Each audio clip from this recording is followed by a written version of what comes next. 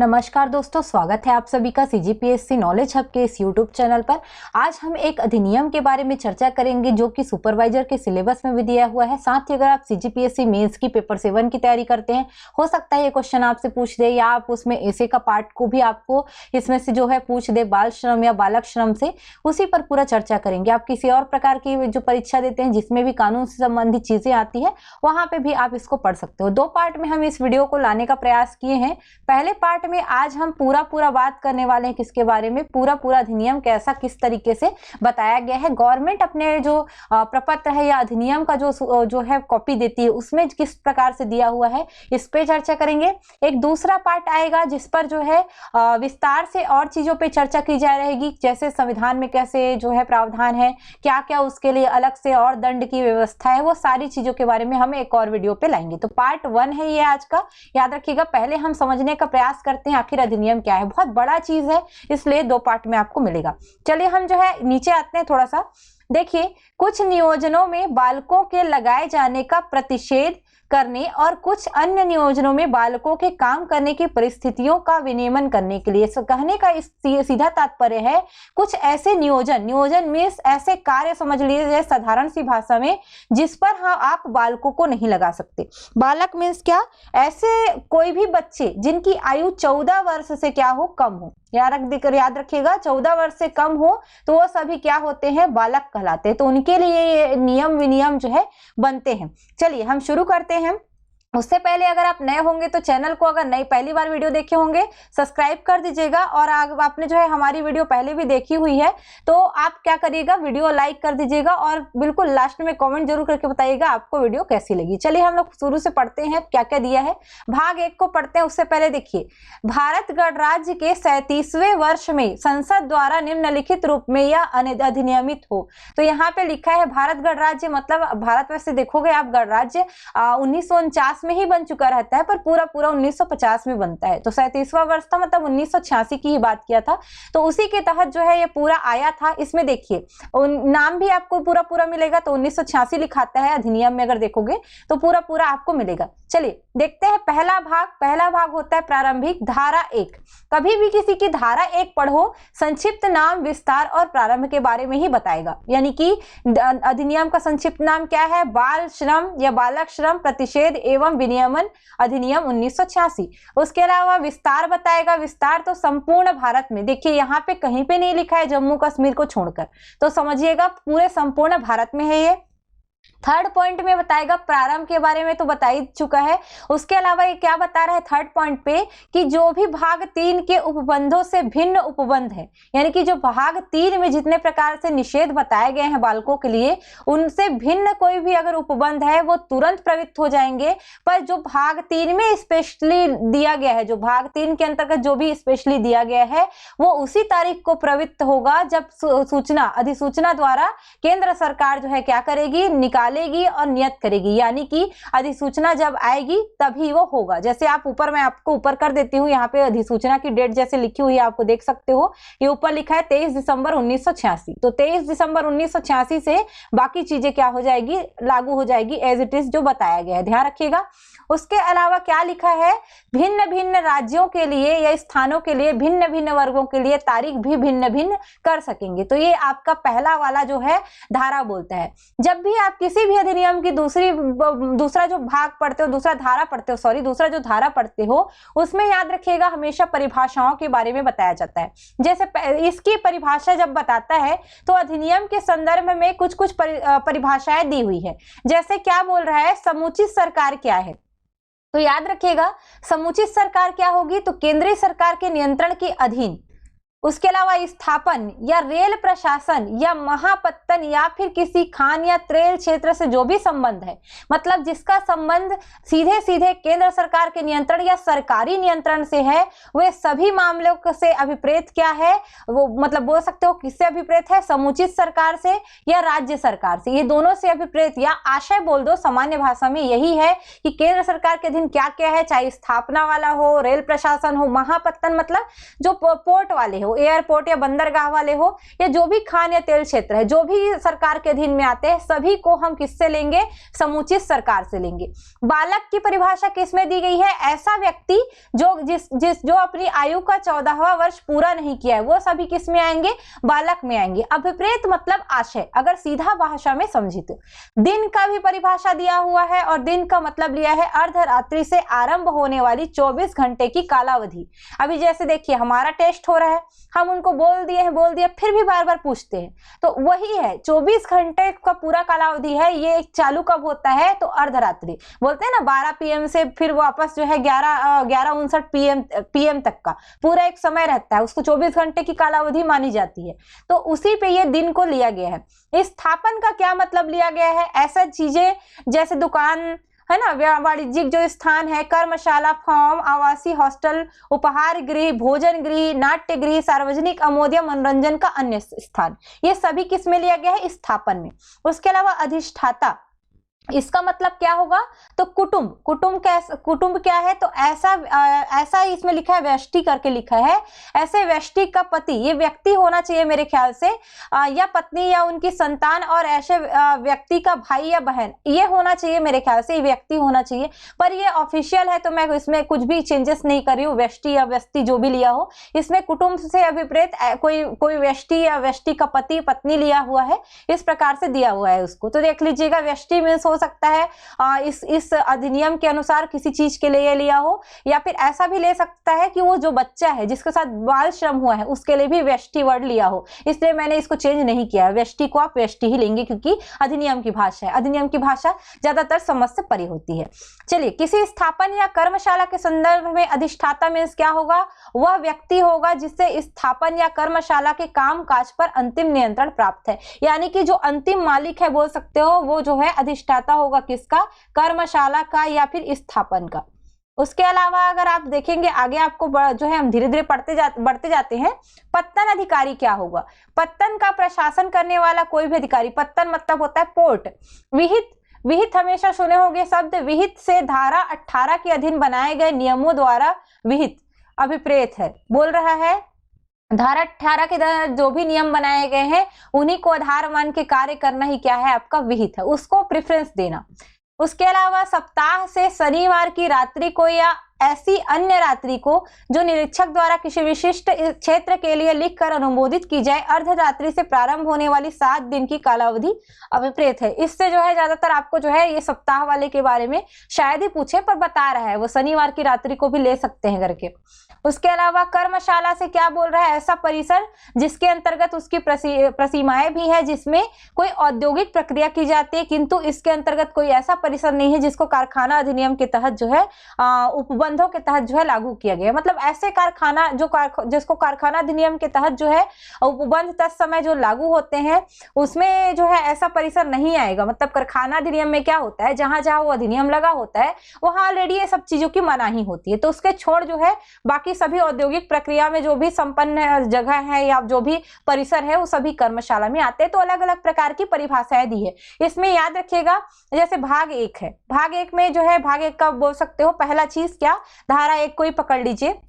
वहां पे जब पूछा आपसे, मान लीजिए विस्तार पूछा कहाँ है, पूरे भारत में है ना, कब से शुरू हुआ, तो जब से अधिसूचना चालू होती है तब से धारा 3 का पूरा प्रावधान लागू होता है, तो हो सकता है उसको उठा दे और नाम पूछ दे, है ना, संक्षिप्त नाम, वहां पे खत्म। परिभाषाएं में बालक का बिल्कुल देख लेना, बालक की परिभाषा है जो पूछी जा सकती है। बालक और दिन, ये दोनों की परिभाषा है जो ज्यादा इंपॉर्टेंट है अगर आप सुपरवाइजर की तैयारी करते हैं। चलिए भाग 2 पे आते हैं। कुछ उपजीविकाओं और प्रक्रियाओं में बालकों के नियोजन पर प्रतिशत।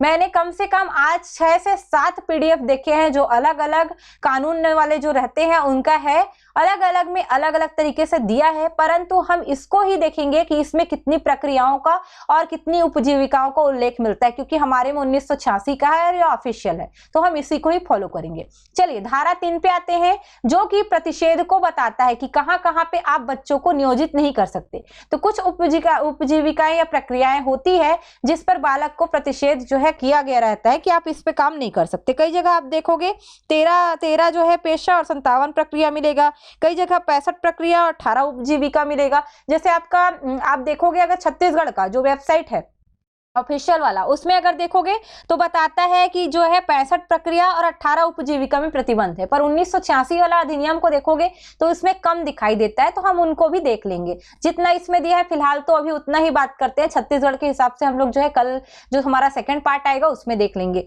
चलिए क्या क्या दिया गया है देख लीजिए। अनुसूची के भाग क में उपवर्णित किसी उपजीविका या किसी ऐसी कर्मशाला में जिसमें अनुसूची भाग ख में उपवर्णित कोई प्रक्रिया की जाती है, कोई बालक नियोजित या काम करने के लिए अनुज्ञात नहीं किया जा सकता।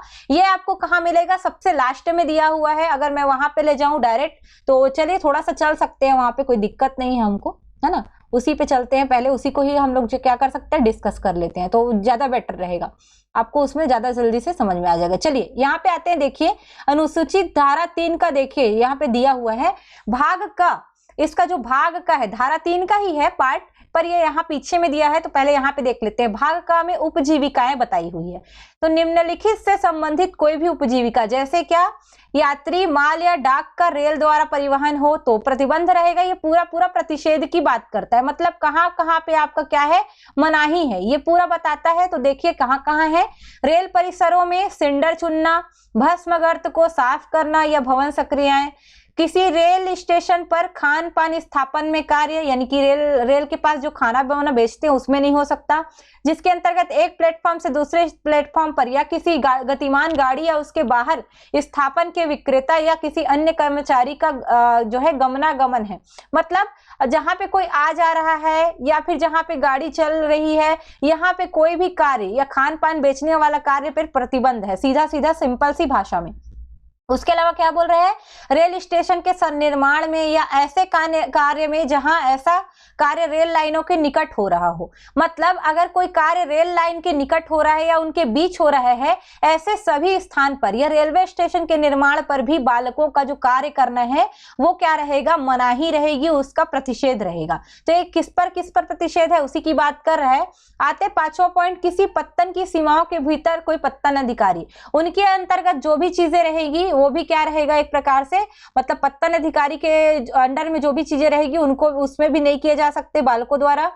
उसके अलावा बोल रहे हैं अस्थायी लाइसेंस वाली दुकानों में पटाखे और आतिशबाजी का दिखावा करने से संबंधित कार्य, ये भी बच्चा नहीं कर सकता कि आप कहीं पे दुकान लाइसेंस रखा है, पटाखे बेच रहा है या आतिशबाजी कर रहा है, उसको दिखावा करने के लिए आप बच्चे को नहीं रख सकते। गलत है ये कि आप पटाखा फोड़ते हुए बच्चे को दिखाओ। उसके अलावा वधशालाएं, बूचड़ खाने, यानी कि जहां पे जानवरों को मारा वारा जाता है वहां पे भी नहीं रख सकते। मोटर गाड़ी वर्कशॉप और गैरेज, बिल्कुल ध्यान रखिएगा, ये भी मनाही रहती है, आप 14 वर्ष से कम उम्र वालों को नहीं ले जा सकते। ये बात अलग है कि माँ बाप जो रहते हैं वो ले जाते हैं सिखाने के लिए, पर आप उससे जानबूझ के जबरदस्ती काम नहीं करवा सकते। उसके अलावा ढलाई कारखाना, विषैले या ज्वलनशील पदार्थों या उस विस्फोटकों की जो उठाई धलाई है वो भी आप नहीं करवा सकते। हथकरघा और विद्युत चलित करघा उद्योग, यहाँ पे भी मनाही रहती है। खाने जो भूमिगत या अंतर्जलीय होती है या कोलियरी होती है, यहाँ पे भी पूरा पूरा मनाही रहता है, नहीं करवा सकते आप खदानों में काम बच्चों को। बच्चे मतलब यानी कि बालक, यानी कि आपका 14 वर्ष से कम। प्लास्टिक इकाइयां एवं फाइबर ग्लास कार्यशाला, यहाँ पे भी नहीं करवा सकते। घरेलू श्रमिकों तथा नौकरों के रूप में बच्चों का नियोजन, ये भी आप नहीं करा सकते कि आप घर का नौकर बना के बच्चों को रखो। उसके अलावा ढाबों, सड़क के किनारे खान पान के ठिकानों, रेस्तरा, होटलों, मोटलों लिखा है यहाँ पे, तो याद रखिएगा मोटरों हो सकता है ये, स्पा या कोई भी मनोरंजन के केंद्र है, यहाँ पे अगर बच्चों का नियोजन होता है तो वो भी एक प्रकार की जो प्रक्रिया है उस पर मनाही रहती है। चूंकि मनोरंजन में जो फिल्म वगैरह है उस पर थोड़ा छूट दे दी जाती है, पर उसमें भी लिमिटेशन लगाई जाती है।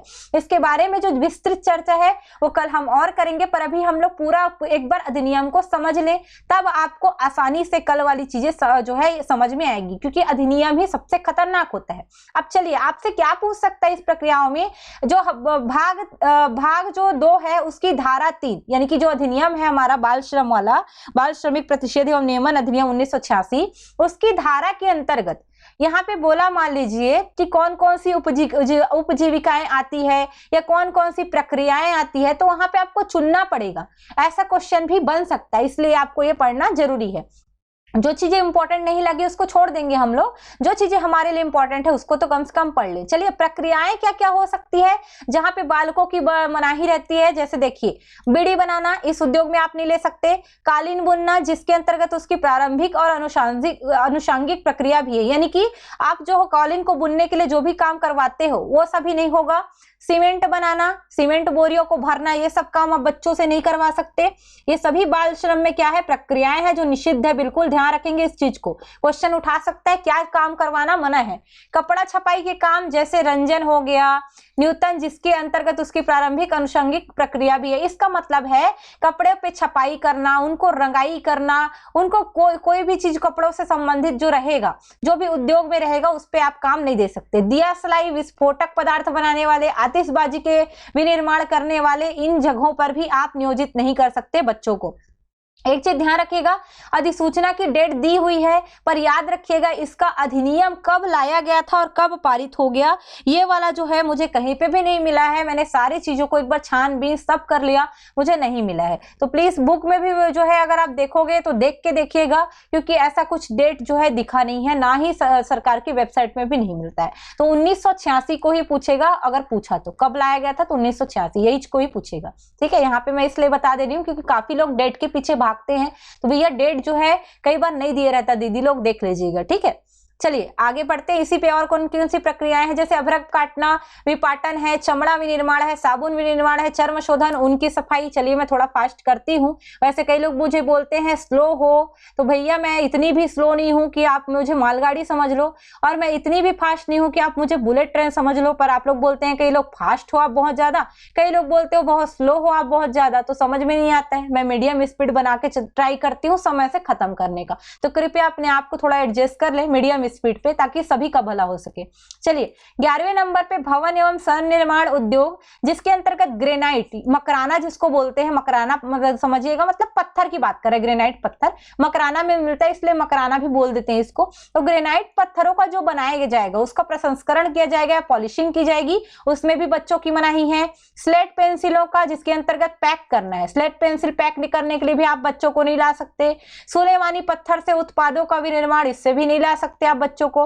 विषाक्त धातुओं और पदार्थों जैसे सीसा, पारा, मैग्नीज, कैडमियम, बेंजीन, नाशक जीव मार, यानी कि आप एक तरीके से बोल सकते हो जो पेस्टिसाइड्स हैं उनमें ले सकते हो। एबेस्टस का जो उपभोग करने वाली विनिर्माण प्रक्रियाएं, यानी कि सीधा सीधा ये सारी चीजें जहां जहां पे बनती है या इससे संबंधित जो भी जो है उद्योग लगते हैं, वहां पे भी आप बच्चों को नहीं ला सकते, नहीं नियोजित कर सकते। उसके अलावा कारखाना अधिनियम 1948 का जो धाराएं हैं उन पे बताया गया है, 1948 का 63 की धारा 2 का ग और ख, यथा परिभाषित जोखिमकारी संक्रियाएं। अब ये इसको तो नहीं पूछेगा क्योंकि कारखाना अधिनियम नहीं दिया है आपके में, तो इतना टेंशन मत लीजिएगा।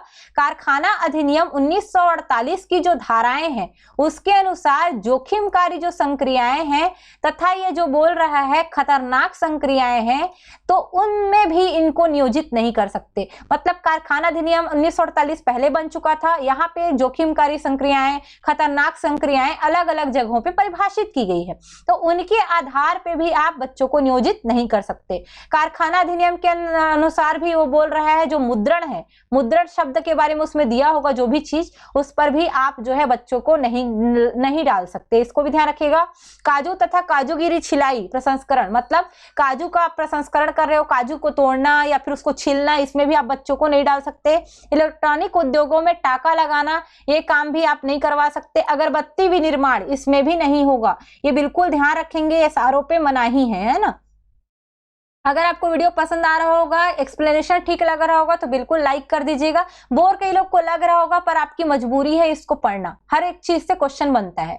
ऑटोमोबाइल मरम्मत और अनुरक्षण, जिसके अंतर्गत उसकी अनुषंगी प्रक्रियाएं भी है, जैसे वेल्डिंग, लेथ संकर्म, डेंट बिटिंग, पेंटिंग, ये सभी है। मतलब ऑटोमोबाइल पे जो भी कार आप बनाते हो उसका वेल्डिंग करना, लेथ संकर्म करना, सारी चीजें, मतलब सब चीज को आप जो है जो ऑटोमोबाइल मतलब जो आपका जैसे ट्रक हो गया, कार हो गया, ये सब चीज जो बनाने की प्रक्रिया है उस पर आप नहीं डाल सकते। ईंट भट्टा और खपरेल इकाइयां, देखो खपरा बना रहे हो, ईटा भट्टा बना रहे हो, ऐसा नहीं कि आप बच्चों को बुला काम करवाने लग गए, ये भी गलत है, ये भी अपराध है एक प्रकार से। सूत कटाई प्रसंस्करण और हौजरी माल का उत्पादन, इसमें भी मनाही है। उसके अलावा अपमार्जक का निर्माण, अपमार्जक डिटर्जेंट वगैरह भी आप नहीं बनवा सकते। गढ़ाई वर्कशॉप, लौह या अलौह का आपको गलाई गढ़ाई करवाना है, आप नहीं करवा सकते।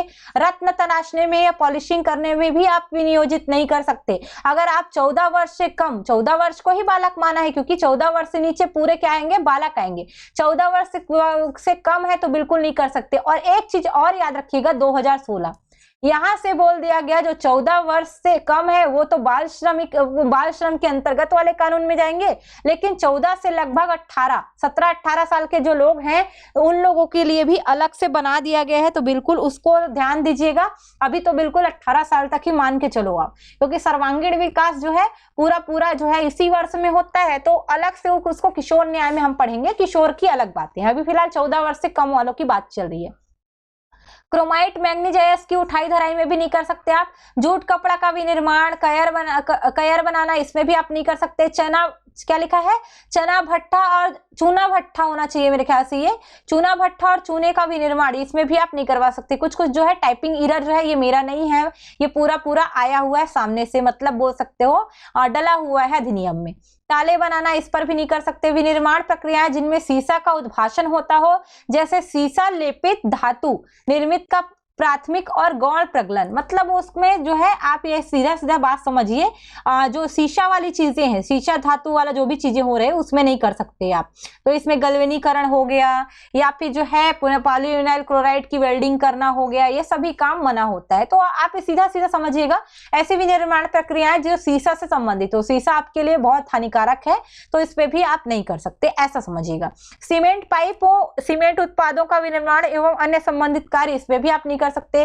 पाइप का ये सब काम आपको मना ही रहता है, जैसे रहता है सीमेंट वाला रहता है पाइप, दोंद बोलते हैं, क्या बोलते हैं उसको, दोंद पता नहीं क्या बोलते हैं, ऐसे हो रहता है अंदर बीच में लगाने वाला, तो ये सब काम में नहीं मना रहता है। कांच और कांच के सामान का अगर निर्माण करना है, इसमें चूड़ी आता है, फ्लोरेसेंट ट्यूब आता है, बल्ब आता है, उसके अलावा अन्य जो विनिर्माण है इसमें भी आप काम नहीं कर सकते, ध्यान रखिएगा। करवा सकते मतलब रंजक और रंजक द्रव्य, यानी कि रंगाई के काम में आप जो है विनिर्माण जो बनाने वाला है, रंजक मतलब कोई भी आप बना रहे हो रंगाई वाली चीजें, उसके काम में जो उत्पादन है उसमें भी आप नहीं ला सकते। जीवनाशी कीटनाशी के विनिर्माण उठाई धराई में नहीं कर सकते। संक्षारक और विषैले पदार्थ के विनिर्माण प्रसंस्करण, इलेक्ट्रॉनिक उद्योगों में धातु साफ करने में, फोटो उत्कीर्णन या फिर टाँका लगाने के कार्यों में भी नहीं कर सकते। बहुत सारा है, प्लीज इसको थोड़ा सा अच्छे से पढ़ लीजिएगा, क्योंकि कोई भी पॉइंट आपसे उठा सकता है, क्योंकि अधिनियम से डायरेक्ट मैं पढ़ा रही हूँ। जलाऊ कोयला या कोयला इष्टिकाओं का निर्माण, आप इसमें भी ध्यान दीजिएगा। और भी है बहुत सारे, उसको भी देख लीजिए, थोड़ा जल्दी देख लेते हैं। खेलकूद के ऐसे माल का निर्माण जिसमें सिंथेटिक सामग्री लगा हो, रसायन लगा हो या चमड़ा लगा हो। फाइबर ग्लास या प्लास्टिक की मोल्डिंग वाला चीजों में आप नहीं ला सकते बच्चों को। तेल पिराई का काम हो या प्रसंस्करण करना हो, कागज बनाना हो, पॉटरी या फिर चीनी मिट्टी उद्योग हो, वहां पे भी मनाही रहती है। सभी प्रकार के पीतल का जो माल निर्माण कर रहे हैं, पॉलिश ढलाई कर रहे हैं, उसमें भी आप मना करोगे।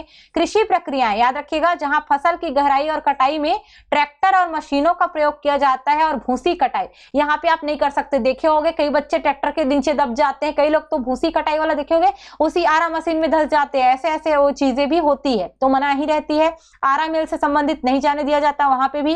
रेशम संसाधन में भी नहीं दिया जाता। चमड़ा और उसके उत्पाद बनाने के लिए स्किनिंग डाइंग की प्रक्रियाएं भी नहीं, इसमें भी नहीं डाली जाती। अगर किसी को थोड़ा ब्लर दिख रहा होगा, कृपया अपना जो क्वालिटी है 360 से लेकर जो है आप 420 तक में देखा करें, इसमें ज्यादा बेटर तरीके से आता है। 420 ही होता है या 480 जो भी होता होगा, चेक कर लीजिएगा, मेरे को उतना ज्यादा नॉलेज नहीं है, मेरे ख्याल से 480 होता है, तो चेक कर लीजिएगा पिक्सल में, वहां पे देखिएगा ठीक दिखता है। ये पूरा अधिनियम की भाषा है, ऐसे ही दिखती है इसमें।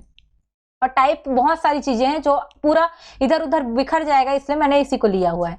पत्थर तोड़ना और पत्थर कूटना, ये कार्य भी आएगा। तंबाकू प्रसंस्करण आ जाएगा। टायर बनाना, मरम्मत करना, ग्रेफाइट सज्जीकरण, इसमें भी जो है मनाही रहती है, ये याद रखिएगा।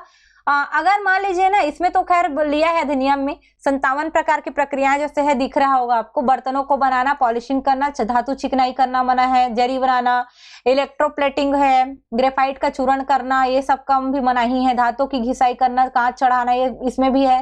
हीरे की कटाई करना, ये भी मनाही है। खानों से स्लेट का निस्तारण, चिरकुट उठाना और औशोधन, इतना चीजें 57 प्रक्रियाओं में बताया गया है। तो इसमें तो 57 प्रक्रियाएं ही मिलती है। अगर आप जनसंपर्क को देखोगे या फिर आप गवर्नमेंट का कोई देखोगे हमारे छत्तीसगढ़ में, तो उसमें 65 प्रक्रिया बोलता है। तो हो सकता है ये पूरा किसको एक तरीके से बोल सकते हो इसी अधिनियम में बताया है 65 प्रक्रिया करके। तो लेकिन अधिनियम में आप मुझे 57 ही मिले हैं, तो मैं केवल 57 ही बता रही हूँ, 57 प्रक्रियाओं को। बिल्कुल इसको ध्यान दीजिएगा, 57 प्रक्रियाओं के बारे में ही केवल बताता है। 65 जो है हमारा छत्तीसगढ़ का विभाग लेता है। अब ये क्यों लेता है, क्या लेता है, इस पर जो है वहां जाके ही पता करना पड़ेगा। अब नहीं पूछ सकते, उतना टाइम है नहीं, है ना, ध्यान रखिएगा। चलिए, और 15 अगर देखें तो ऊपर आजीविका आपको 15 ही मिला था। 57 और 15 ही मिला था मुझे। 15 आजीविका यानी कि पेशा और 57 प्रक्रिया ही मिला था। बाकी अगर देखोगे तो छत्तीसगढ़ की वेबसाइट बोलती है 65 जो है प्रक्रिया है और 18 आजीविका है बोल के। बाकी लिस्ट तो दी नहीं है, इसलिए हम नहीं बता सकते क्या क्या है, पर ये वाला को आप मान सकते हो क्योंकि ये ऑथेंटिक अधिनियम में अधिसूचित है। आप चेक कर सकते हैं, पूरा पढ़ सकते हैं, अपने विवेक से काम लीजिएगा। अगर कुछ ना समझ में आए तो इसको छोड़ दीजिएगा। चलिए हम वापस चलते हैं, हम अपने जो चीजों पे जो हम धारा 3 पे आए थे, 3 के बाद 4 वर्ग को पढ़ते हैं, जल्दी हो जाएगा। वो सारी चीजें आप समझ लीजिए क्या है, निषेध है। तो निषेध की बात कौन करता है, धारा 3 बात करता है। निषेध की बात कौन करेगा, धारा 3।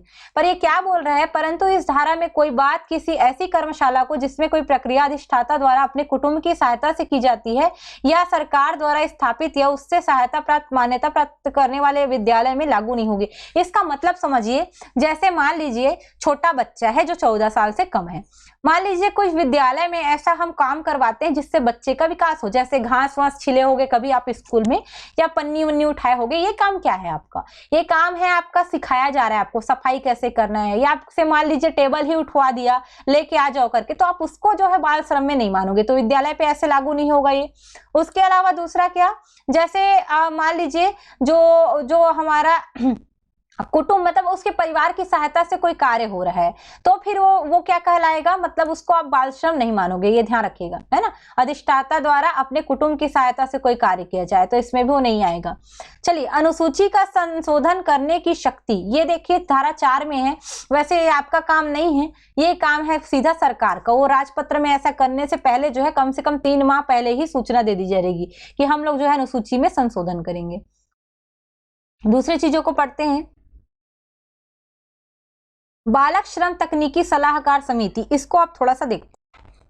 चलिए बाकी चीजों को हम आगे देखते हैं। तो बालक श्रम तकनीकी सलाहकार समिति जो बता रहा है, इसमें जो है केंद्र सरकार जो है राजपत्र में अधिसूचना द्वारा एक सलाहकार समिति का गठन करेगी। यहां से क्वेश्चन आप पूछ सकता है, बाल श्रम से संबंधित तकनीकी सलाहकार समिति की गठन का जो बात है वो किस धारा में आता है, तो धारा 5 याद रखिएगा, इसमें बताया जाएगा।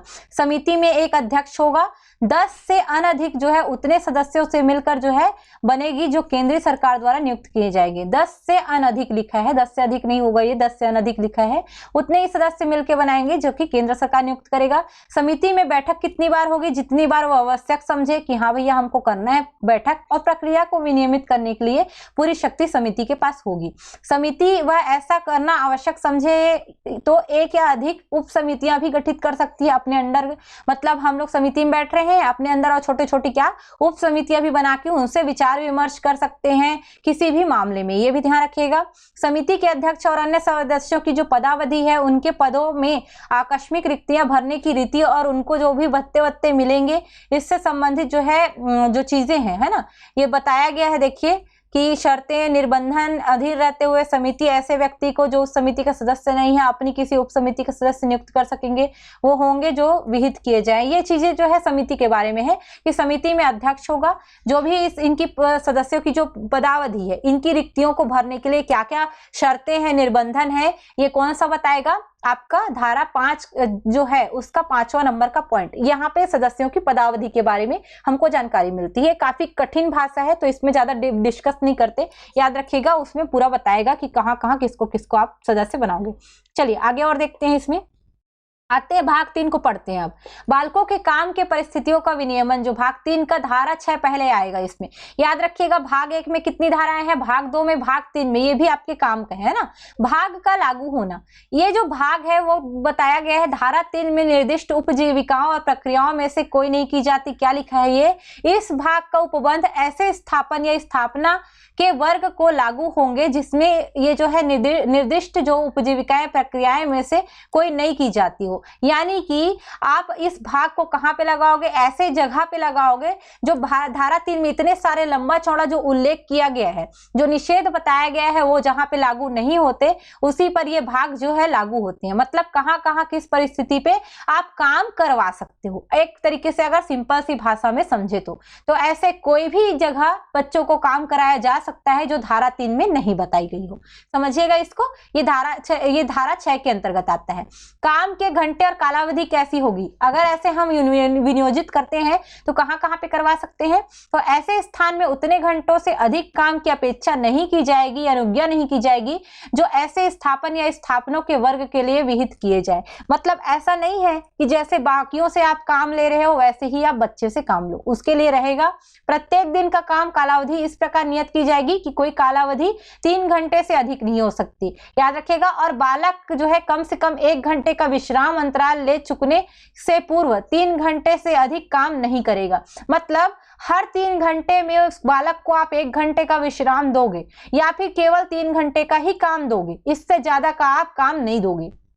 किसी बालक के काम की कालावधि की व्यवस्था इस प्रकार की जाएगी कि वो उपधारा 2 के अधीन उसके विश्राम के अंतराल सहित 6 घंटों से अधिक नहीं करेगा। मतलब अगर मान लीजिए बच्चे को हम जो है ज्यादा काम करवाना चाहते हैं तो पहले 3 घंटे काम करवाओ, 1 घंटे उनको छुट्टी दो, फिर 3 घंटे काम करवाओगे तो 6 घंटे से ज्यादा अधिक नहीं करवा सकते आप। याद रखिएगा किसी भी दिन में, एक दिन में 6 घंटे से ज्यादा काम नहीं लेना है। अगर मान लीजिए बालक जो है 7 बज गया शाम का और 8 बजे प्रातः, इसके बीच काम करने की अपेक्षा आप नहीं करोगे, ना ही अनुज्ञा दोगे। तो यहाँ पे ध्यान रखिएगा, आप ऐसा नहीं कि बालक को बोलो भैया तू शाम को 7 बजे आ और सुबह 8 बजे तक काम कर रात भर, ऐसा नहीं बोलोगे। तो साथ में काम करने की जो घंटे की कालावधि है उसमें साथ में ये भी बताता है कि कहाँ पे कितने बजे से कितने बजे तक काम की अपेक्षा बालक से नहीं किया जाएगा। ये पॉइंट को समझिएगा। 5वें पॉइंट पे आइए, किसी बालक से अतिकाल काम करने की अपेक्षा नहीं की जाएगी। यानी कि आप अतिकाल मतलब आप पार्ट टाइम ले सकते हो, आप नहीं अपेक्षा करोगे।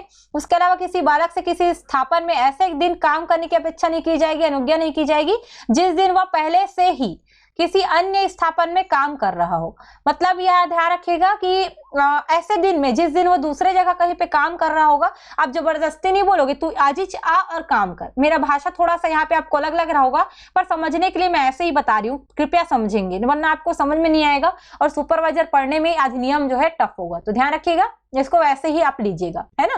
किसी को हम जबरदस्ती बच्चे को नहीं कराएंगे। फिर धारा 8 आता है कि आप साप्ताहिक अवकाश का दिन कैसे रखोगे। तो किसी स्थापन में नियोजित प्रत्येक बालक को प्रत्येक सप्ताह में एक संपूर्ण दिन का अवकाश मनाने की अनुज्ञा होगी। मतलब उसको अधिकार होगा, बोल सकते हो। वह दिन स्थापन में किसी सहज दृश्य स्थान पर स्थायी रूप से प्रदर्शित सूचना में अधिष्ठाता द्वारा विनिर्दिष्ट किया जाएगा। इस प्रकार विनिर्दिष्ट किए गए दिन में उस अधिष्ठाता द्वारा 3 मास में एक बार से अधिक परिवर्तन नहीं किया जा सकता। कभी भी अधिष्ठाता वर्ड आता है ना, तो याद रखिएगा जो भी संरक्षक है या जो भी संबंधित व्यक्ति है जिसके अंतर्गत बालक कार्य करता है, या वो सभी को अधिष्ठाता के रूप में आप ले सकते हो। अधिष्ठाता मतलब क्या, जिसके अंतर्गत बालक काम कर रहा हो। तो इसमें आप कह सकते हो कि बोल रहा है 3 माह में एक बार से अधिक बार परिवर्तन आप नहीं कर सकते। अगर आपको ऐसा साप्ताहिक अवकाश जो घोषित किए गए हो उसको परिवर्तन करना हो तो साप्ताहिक अवकाश बच्चा पाने का अधिकारी होगा। ये कौन सी धारा बोलती है, धारा 8। यानी कि वैसे बच्चे जिसको कहीं कहीं पे धारा 3 के अंतर्गत नहीं बताया गया है कि ये चीजें हैं, उसमें आप जो है बच्चों को नहीं ला जा सकते, तब ही काम कर सकता है। मतलब एग्जांपल दूं कि मान लीजिए जैसे है, मान लो पन्नी बिनना है ना। पन्नी बिनना कैसा, पन्नी बिनना नहीं लेना चाहिए मेरे ख्याल से, घास उखाड़ना। मान लो घास उखाड़ना है ना। घास उखाड़ने का काम क्या है, ये ऐसा काम है जो आप बच्चे को सिखाने के लिए कर रहे हो, है ना। सिखाने के लिए कर रहे हो तो ठीक है, लेकिन आप ऐसे समझ लीजिए जैसे हमारे यहाँ भी एक चर्चित व्यक्ति है ना, जानू मेरी जाने वन वाले। अब मान लीजिए सहदेव जो है ना, सहदेव हैं, ये बालक हैं, अभी छोटे हैं। अब मान लीजिए इनको हम काम लेते हैं पहले तो तीन घंटे तक लगातार काम करने के बाद हमको 1 घंटा इनको रेस्ट देना पड़ेगा, फिर 3 घंटे काम ले सकते हैं। उनको रात को मजबूर नहीं कर सकते कि आप शूटिंग करो। और दूसरा क्या, उनको 1 दिन की क्या देंगे हम, साप्ताहिक अवकाश। अगर ये जिसके अंतर्गत भी कार्य करते हैं वो जो है साप्ताहिक अवकाश जरूर देंगे, उनमें परिवर्तन नहीं कर सकते, ऐसा समझ लीजिएगा। अब शायद आपको इजी भाषा में समझ में आ जाए। अब मेरे को बहुत टफ जो है आपको समझाना पड़ रहा है, क्योंकि ये चीजें है ही ऐसी। कृपया मेरे मेहनत के लिए 1 लाइक बनता है, और कमेंट करके जरूर अंत में बता देना कैसा लग रहा है। निरीक्षक को सूचना, निरीक्षक को देख लीजिए। निरीक्षक तो रहेगा ही। ऐसे स्थापन के संबंध में जिसमें कोई बालक ऐसे स्थापन के संदर्भ में इस अधिनियम के प्रारंभ की तारीख के ठीक पहले काम करने के लिए नियोजित था या काम करने के लिए अनुज्ञात किया गया था, प्रत्येक अधिष्ठाता ऐसे प्रारंभ के 30 दिन की कालावधि के भीतर उस निरीक्षक को जिसकी स्थानीय सीमाओं के भीतर स्थापना अवस्थित है अंतर्निष्ठ करते हुए निम्नलिखित सूचना भेज सकेगा। सीधा सीधा बोल रहा है कि अगर कोई अधिष्ठाता है, यानी कि जो काम करवा रहा है, जब यह अधिनियम आया 1986 में, उससे पहले से ही मान लीजिए वो बच्चा उसके यहाँ काम कर रहा था या नियोजित था, अब तो बहुत लंबा समय हो गया, हो सकता है उसका उम्र भी बीत गया हो, तो ये अधिष्ठाता क्या करेगा, जाके निरीक्षक को बताएगा कि मैं ये इस स्थिति में इस संबंधित व्यक्ति को काम पे रखा था। जैसे अपना स्थापन, यानी कि अपने जगह का नाम बताएगा, कब से वो स्थापना किया गया है अपने जगह का, उसके अलावा प्रबंध कौन कर रहा है, उसको देख कौन रहा है, उस व्यक्ति का नाम बताएगा, और क्या बताएगा, अपना पता बताएगा, उपजीविका कैसी है, मतलब वो जो काम करवा रहा है बच्चे से वो किस प्रकार का है ये बताएगा। ये सभी निरीक्षक को सूचना किस में देगा, धारा 9 में देगा। उसके बाद आते हैं धारा 9 में और क्या बोल रहे हैं, किसी स्थापन के संदर्भ में ऐसा व्यक्ति अधिष्ठाता जो ऐसे स्थापन के संदर्भ में इस अधिनियम में प्रारंभ की तारीख के पश्चात किसी बालक को करने के लिए नियोजित या अनुज्ञात करता है, तो ऐसे नियोजन की तारीख से 30 दिन की कालावधि के भीतर उस निरीक्षक को जिसकी स्थानीय सीमाओं के भीतर स्थापन अवस्थित है अंतर्निविष्ट करते हुए लिखित सूचना भेजेगा। इसका मतलब क्या बता रहे हैं कि अगर कोई अधिष्ठाता है, मान लीजिए 1986 से अधिनियम शुरू हो गया और वो अधिष्ठाता किसी बच्चे को काम करता है, पहले तो उसको बताना होगा प्रकृति कैसी, क्या वो धारा 2 को फॉलो नहीं, धारा 3 को फॉलो नहीं करती। अगर धारा 3 को फॉलो नहीं करती तो वो बताएगा, जो संबंधित जो निरीक्षक है उसको क्या करेगा, जो है एक प्रकार से उनको एक तरीके से सूचना देगा कि मैं हाँ फलाने ठिकाने काम करने के लिए इस बालक को लिया हूं, पर मेरा जो है बाल श्रम करवाना उद्देश्य नहीं है, ये सामान्य सा काम है। जैसे रहता है ना, कई लोग माता पिता जैसे हैं अपने बच्चों को खेत में चलो बेटा सीखना करके ले जाते हैं, तो वो ऐसी चीजों के लिए दिया गया है। बाकी स्पष्टीकरण है, स्पष्टीकरण में जो है ज्यादा हम बात नहीं करते हैं, बस थोड़ा सा देख लीजिए। ये बोल रहा है कि किसी स्थापन के संबंध में इस अधिनियम के प्रारंभ की तारीख से ऐसे स्थापन के संदर्भ में अधिनियम को प्रवृत्त करने की तारीख अभिप्रेत है, मतलब बता रहे हैं अधिनियम के प्रारंभ होने के बाद जो है ये 30 दिन का समय अवधि रहता है, उसके बाद प्रवृत्त हो जाता है। 30 दिन के अंदर कोई जवाब नहीं दिया तो फिर लगा देगा उस पे धाराओं को। उसके अलावा धारा 7 और धारा 8 और धारा 9 की कोई बात किसी ऐसे स्थापन को जिसमें अधिष्ठाता द्वारा कोई प्रक्रिया अपने कुटुंब की सहायता से की जाती है, मतलब उसमें परिवार के बच्चे सब शामिल होते हैं, या सरकार द्वारा स्थापित है या उससे सहायता प्राप्त कोई मान्यता प्राप्त विद्यालय है, वहां पे हम लागू नहीं करेंगे। मतलब वहां पे हम जो है ऐसा नहीं बोलेंगे कि आप गलत कर रहे हो या आपको ये नहीं करवाना चाहिए, आपको वो नहीं करवाना चाहिए, क्योंकि भैया अपने परिवार की मदद से कर रहा है वो, है ना। अगर कोई इंसान करवा रहा है अपने परिवार की मदद से करवा रहा है, हम कैसे मना कर सकते हैं। विद्यालय करवा रहा है ऑलरेडी गवर्नमेंट का है तो उसमें हम मना नहीं कर सकते। अब इसमें भी ऐसा नहीं कि मजदूरी ही करवा दे, वो बाल मजदूरी में नहीं आती है। चलिए आयु के संबंध में अगर कोई विवाद है तो देखते हैं क्या है इसमें,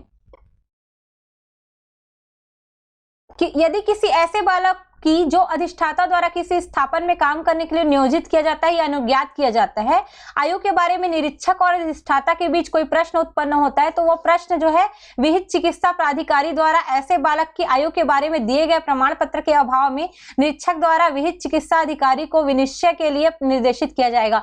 मतलब अगर मान लीजिए प्रमाण पत्र झूठा दिया गया है जिसमें बताया गया है वो 14 वर्ष से ज्यादा है, तो फिर चिकित्सक अधिकारी से या प्राधिकारी से संपर्क किया जाएगा। रजिस्टर का रखा जाना, इसमें ध्यान रखिएगा, रजिस्टर रखा जाएगा। कोई भी काम है उसका, जैसे अधिष्ठाता द्वारा अपने यहाँ जो भी काम कर रहा है, जो भी बालक काम कर रहे हैं, सबके बारे में रजिस्टर रखा जाएगा, जिसमें काम के लिए इस प्रकार नियोजित या अनुज्ञात किए गए प्रत्येक बालक का नाम उसमें होगा। उस रजिस्टर में उसके जन्म की तारीख होगी। अगर मान लीजिए कभी भी अधिकारी ने पूछा भैया आपके यहाँ काम कर रहा है, ये बच्चे का रिकॉर्ड दिखाओ, तो दिखाना पड़ेगा उसको, अधिकारी को। तो इसके लिए बालक का नाम, उसका जन्म का तारीख, वो कितना घंटा काम करेगा, कितनी कालावधि है, कितना उसको आप विश्राम देते हो, ये कितने सारी चीजों को उसमें लिखे रहोगे, काम की प्रवृत्ति कैसी है, वो किसी तरीके से उन पर दोष तो नहीं उत्पन्न कर रहा है, सब बताया जाएगा। जो भी प्रविष्टियां विहित की गई है वो सारी चीजों के बारे में उनको बताना पड़ेगा। चलिए आते हैं धारा 12, धारा 3 और धारा 14 की संक्षिप्ति को अंतर्विष्ट करने वाली सूचना का संप्रदर्शन। ये बता रहा है कहां कहां पे जो है आप जो है सूचनाएं जो है बता सकोगे। जो धारा 13 है उसके बारे में और धारा 14 जो दंड है और जो प्रक्रियाओं पे निषेध है उनके बारे में आप कहां कहां पे सूचना जो है फैला सकते हो, इसकी बात करें धारा 12। तो प्रत्येक रेल प्रशासन, प्रत्येक पत्तन अधिकारी, प्रत्येक अधिष्ठाता, यानी कि कोई भी व्यक्ति, देखिए प्रत्येक रेल प्रशासन मतलब रेलवे वाला, प्रत्येक पत्तन अधिकारी मतलब पत्तन वाले, और प्रत्येक अधिष्ठाता मतलब जो व्यक्ति कार्य लेना चाह रहे हैं। ये सभी जगहों पर एक प्रकार से समझिएगा, ये सारी जगहों पर किसी सुगम स्थान पर स्थानीय भाषा में जिसमें बच्चों के साथ साथ बाकी लोग भी समझ सके और अंग्रेजी भाषा में, दोनोों में ही क्या करना पड़ेगा, पूरा अधिनियम की धारा 3 का जो है आपको जो कार्य है और धारा 14 जिसमें आपका आगे चल के दंड मिलेगा, इनसे संबंधित जो है जो चीजें हैं है ना, इन चीजों के संबंध में पूरा लिखा रहेगा बोर्ड पे कि सामने वाला लिख के बताएगा, अधिष्ठाता जो रहेगा जो काम करवाने वाला, मेरे यहाँ ऐसा कोई भी बालक नियोजित नहीं है जिसकी उम्र 14 वर्ष से क्या हो कम हो, या बाल श्रम यहाँ प्रतिबंधित है, ऐसे पूरा बताना पड़ेगा। और धारा 3 के अंतर्गत जो भी प्रक्रियाएं हैं उसको छोड़कर ही अगर कोई नियोजित करता है किसी चीज में जिसको उसको उसमें धारा 3 में डाला नहीं गया है तो सामान्य सी बात होती है, उसमें ज्यादा केसेस नहीं बनते, पर धारा 14 में पूरा फिर दंड आ जाएगा। तो दंड के बारे में पूरा विस्तार से चर्चा तो कल करेंगे, पर देखते हैं अभी और जल्दी क्या है, लंबा वीडियो नहीं बना सकते हैं ना, आप लोग बोर हो जाओगे। 13 पे बताता है स्वास्थ्य और सुरक्षा। इसमें बता रहा है कि जो बालक है उनके स्वास्थ्य और सुरक्षा के लिए कौन नियम बनाएगा, तो यहाँ पे याद रखिएगा राज्य, यहाँ पे मिल जाएगा आपको समुचित सरकार, यानी कि केंद्र के अधीन या फिर सरकार के अधीन जो भी राज्य सरकार, राज्य मतलब होता है चाहे देश हो चाहे राज्य, राज्य मतलब राज किसका चल रहा है, देश को भी आपको कई जगह राज्य की परिभाषा राज्य मिलेगा, तो चाहे केंद्र हो या राज्य हो दोनों ही राज्य की परिभाषा में आते हैं। तो राज्य की परिभाषा में अगर कोई आता है तो समुचित सरकार जो रहेगी जिसके अंतर्गत ये पूरी चीजें चलेगी वो नियम बनाएगी कि कैसे बच्चों का स्वास्थ्य ख्याल रखना है, कैसे उनको सुरक्षा देनी है।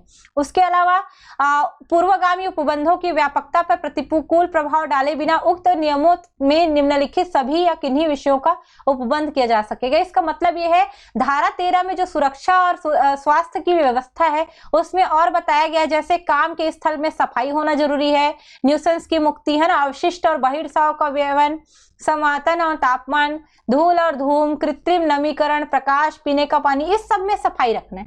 मतलब सीधी सी भाषा में समझिएगा, धारा 13 में ऐसा कोई भी जो चीजें हैं जो बच्चों के स्वास्थ्य के लिए हानिकारक है उसके लिए मनाही की गई है कि आप ऐसा मत करिएगा। आप जो हो थूकदान की व्यवस्था रखो, मूत्रालय शौचालय रखो, पीने का साफ पानी रखो, प्रकाश की व्यवस्था रखो, धूल को साफ करके रखो, सफाई रखो, यही बता रहे हैं ना। यहाँ पे ये भी दिखा रहा है मशीनरी जहाँ पे चल रही है बालक को मत भेजो, है ना। उसके अलावा बिजली जैसे काटने के लिए युक्तियां हैं वहां पे मत भेजो, है ना, जहाँ पे बोर्ड वगैरह लगा रहता है। उसके अलावा कहीं पे मशीन लगे हैं वहां पे मत करो। फर्श, सीढ़ियां और पहुंचने का जो साधन जैसे लिफ्ट वगैरह है, एस्केलेटर वगैरह में देखोगे बच्चे गिर जाते हैं, वहां पे मत जाने दो। ये सारी चीजें हैं, आपको वहां पे बताना पड़ेगा बच्चों को कि आप ये काम नहीं कर सकते, आपके स्वास्थ्य के लिए हानिकारक है, आप करवाओगे भी नहीं। आंख का जहां पे आंख के संरक्षण के लिए कार्य करोगे, ज्यादा वजन वाली चीजें नहीं दोगे, तो ये सब चीजें जो है इसमें बताई जाती है। आप इसमें ना थोड़ा सा तुक्का भी मार सकते हो, जिस चीज से बालक को नुकसान हो वही क्या है, मनाही है धारा 13 के अंतर्गत। याद रखना, धारा 13 मनाही की नहीं बात करता, स्वास्थ्य की बात करता है और सुरक्षा की बात करता है। चलिए आते हैं जल्दी से दंड पे आते हैं, दंड पे क्या क्या बताया गया है। तो दंड बता रहा है जो कोई भी बालक को धारा 13 में जितनी चीजें बताए गए हैं उनके उल्लंघन करने के लिए विनियोजित करेगा तो वो जो है जुर्माना का भागीदार होगा। इसमें देखिए लिखा है वह कारावास जिसकी अवधि 3 मास से कम की नहीं होगी किंतु जो 1 वर्ष तक हो सकेगी, या जुर्माने जो 10,000 रुपए से कम का बिल्कुल नहीं होगा किंतु जो 20,000 रुपए तक का हो सकेगा, या दोनों दंड नहीं होगा। मतलब न्यूनतम 3 माह से जो है 1 वर्ष तक क्या होगा, सजा रहेगी, और जुर्माना जो है 10 से 20,000 तक का रहेगा। मतलब 10 से कम भी नहीं होगा, 20 से ज्यादा भी नहीं होगा। तो एक सामान्य दिखाया गया, उसमें भी अगर दोबारा अपराध करता है तो फिर ज्यादा देता है ना।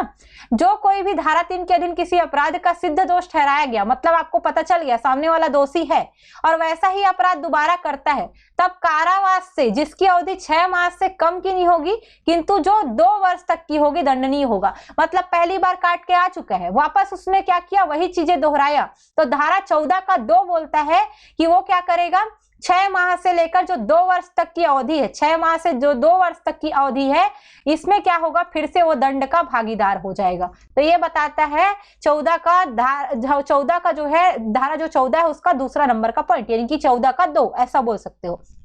14 का 3 क्या बता रहा है, धारा 9 द्वारा अपेक्षित सूचनाएं देने में जो असफल रहेगा, यानी कि सूचना देना था निरीक्षक को और अगर कोई व्यक्ति असफल रहता है तो उसके बारे में बताएगा। धारा 11 के अपेक्षानुसार जो रजिस्टर रखने में असफल होगा उसके बारे में बताया गया है। धारा 12 के अनुसार धारा 3 और इस धारा में संक्षिप्त अंतर्विष्ट करने की वाली जो सूचना है, उस सूचना आप नहीं देते हो, मतलब आपने जो सूचना बताई गई है कि आप सूचना दिखाओ कि आप बालक श्रम को नहीं लेते हो या बाल श्रम से संबंधित कोई कार्य नहीं करते हो, अगर आपने ऐसा नहीं किया है तो भी धारा 12 का जो है के अंतर्गत का जो भी चीजें बताई है, सूचना जो करने के लिए बोला गया है उसका आप उल्लंघन करते हो तो भी धारा 14 के 3 के अंतर्गत जो है इसमें सजा होगी। इस उल्लंघन में जो है या उसके अधीन बनाए गए नियमों में से किसी अन्य उपबंधों का अनुपालन करने में असफल रहेगा तो भी उल्लंघन माना जाएगा। सीधा सीधा समझिएगा, 14(1) बोलता है कि अगर आपने कुछ गलत किया बच्चे के साथ, जो धारा 3 में मनाही है, 3 माह की सजा होगी, 3 से 1 वर्ष तक की हो सकती है, या जुर्माना हो सकता है 10,000 रुपए से जो कम नहीं होगा, 20,000 रुपए से तक हो सकेगा, या तो दोनों ही आपको मिलेगा। अगर इसको आप रिपीट करते हो तो 14 का धारा 2 बताएगा कि आपने रिपीट किया, आपको 6 माह से 2 वर्ष के बीच कोई सजा दे सकती, दंडनीय जो भी होगा। धारा 14 का 3 बताता है कि जो भी चाहे वो सूचना देने में असफल हो, रजिस्टर देने में असफल हो, या सूचना का प्रदर्शन करने में असफल हो, या फिर जो भी नियम बनाए गए हैं उनका पालन नहीं कर रहा हो, अलग अलग धाराओं के अनुसार जो दिया गया है, इनका ये सारी चीजों को आप उल्लंघन करते हो तो भी आप दंड के भागीदार रहोगे। वह सादा कारावास जिसकी अवधि 1 मास तक की हो सकेगी, या जुर्माना जो 10,000 रुपए तक का हो सकेगा, या दोनों, ये दंडनीय होगा अगर ये आप 4 चीजों को करते हो। ये धारा 3 के अंतर्गत जो है ना, अलग अलग जो उल्लंघन करते हैं तो इसमें 10,000 रुपए तक का सजा दिया जा सकता है और यहाँ पे 1 मास तक का जो है सजा दिया जा सकता है, मतलब सजा और जुर्माना बोल सकते हो, या दोनों दिया जा सकता है, उनके मूड के ऊपर है, देखा जाएगा कैसा टाइप का प्रवृत्ति है। उसके अलावा शक्तियों के संबंध में कुछ विधियों का उपांतरित रूप से लागू होना, मतलब शास्तियों, शास्ति मतलब दंड में कुछ और चीजें भी है जो लागू हो जाएंगी। जैसे आप देखो धारा 14 की जो है 1, 2, 3 तो था ही, उसके अलावा जो है ना इसमें कारखाना अधिनियम 1948, खान अधिनियम 1952, वाणिज्यिक पोत परिवहन अधिनियम 1958, मोटर जो परिवहन कर्मकार अधिनियम 1961 है, इनकी भी कुछ धाराएं भी जो है लागू होंगी जो कि दंड को प्रभावित करेगा, तो इसमें इसको भी ध्यान रखिएगा। अपराधों से संबंधित प्रक्रिया, कोई व्यक्ति, पुलिस अधिकारी या निरीक्षक इस अधिनियम के अधीन किसी अपराध के किए जाने का परिवाद सक्षम अधिकारिता वाले न्यायालय में कर सकेगा। परिवाद मतलब वहां पे जो है लेके जाएगा मामला को, कोई भी अधिकारी रहेगा वो जो भी अपराध हो रहे हैं उससे संबंधित प्रक्रिया में। किसी बालक के आयु के बारे में प्रत्येक प्रमाण पत्र जो चिकित्सा अधिकारी प्रदान किया जाएगा इस अधिनियम के प्रायोजन के लिए उस बालक की जिससे वह संबंधित है आयु के बारे में निश्चयात्मक साक्ष्य होगा। कहने का तात्पर्य है, चलिए कल आपने न्यायालय लेके चल दिए आप, है ना, धारा 16 के अंतर्गत न्यायालय लेके आप चल दिए, पर आपको तो बालक की आयु का प्रमाण पत्र देना है। सामने वाला आपको मान लीजिए वकील पटक दिया तो आपको भी तो कुछ देना है, तो जो चिकित्सा अधिकारी दिया रहेगा वही निश्चय साक्ष्य होगा, ऐसा कहा रहा है धारा 16। उसके अलावा महानगर मजिस्ट्रेट या प्रथम वर्ग मजिस्ट्रेट के न्यायालय से अवर कोई न्यायालय इस अधिनियम के अधीन किसी अपराध का विचारण नहीं कर सकेगा। मतलब महानगर मजिस्ट्रेट बोला है, प्रथम वर्ग मजिस्ट्रेट, है ना, प्रथम वर्ग मजिस्ट्रेट मतलब प्रथम श्रेणी का, प्रथम के अलावा कोई भी इसका क्या कर सकता है, कोई भी अपराध का विचारण नहीं कर सकता, केवल प्रथम जो वर्ग मजिस्ट्रेट है वही करेगा, याद रखिएगा, वो उसी के न्यायालय में होगा। निरीक्षक की नियुक्ति करने के लिए अलग अलग है, समुचित सरकार जो रहती है, जिनको हम मानते हैं जिसके अधीन जो है पूरी चीजें होंगी, वो क्या कर सकता है, निरीक्षक की नियुक्ति कर सकता है। जो भारतीय दंड संहिता यानी कि आपका आईपीसी का जो है 1860 का 45, इसके अनुसार जो है लोक सेवक माने जाएगा एक प्रकार का, यानी कि कोई भी जो निरीक्षक है वो लोक सेवक के रूप में रहेगा। बाकी नियम बनाने की शक्ति है, समुचित सरकार नियम बना सकती है। उसके अलावा जो है जो पूर्वगामी जो नियम है उस पर कोई प्रतिकूल प्रभाव डाले बिना ही सारी चीजें जो है नियम जो है बनेगी। उसके अलावा जो है बालक श्रम तकनीकी सलाहकार समिति के जो अध्यक्ष सदस्यों की जो हम नियुक्ति किए हैं उनसे भी हम क्या करेंगे, थोड़ा सा सलाह मशवरा करेंगे। तो ये पूरा धारा 18 में बनाया गया है। बाकी नियमों और अधिसूचनाओं का संसद और राज्य विधानमंडल के समक्ष रखा जाना, जो भी नियम बनाया जाएगा, जो भी अधिसूचना निकाली जाएगी वो किसमें आएगा, या तो संसद में या राज्य विधानमंडल के समक्ष रखा जाएगा, इसके बारे में बताया गया है। तो दोनों में ध्यान रखिएगा इस चीज को।